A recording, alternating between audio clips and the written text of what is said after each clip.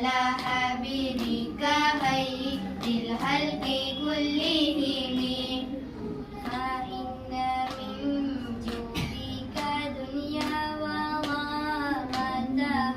ومن علومك علم اللوح والقلم يا نفسي لا تقنطي من زلة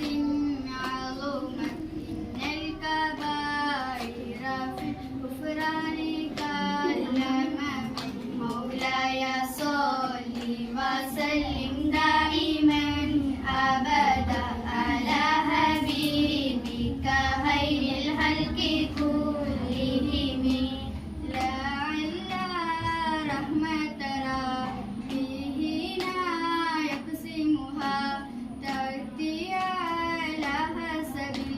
العصيان في القسم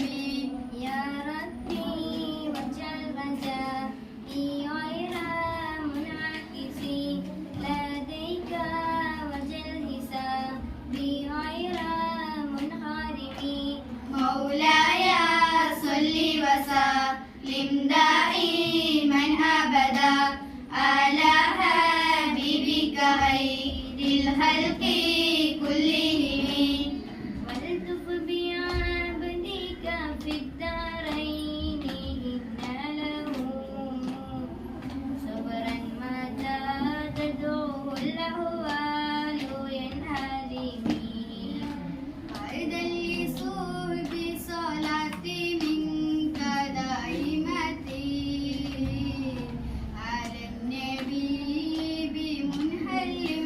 ومنسجم مولاي صل وسلم دائما أبدا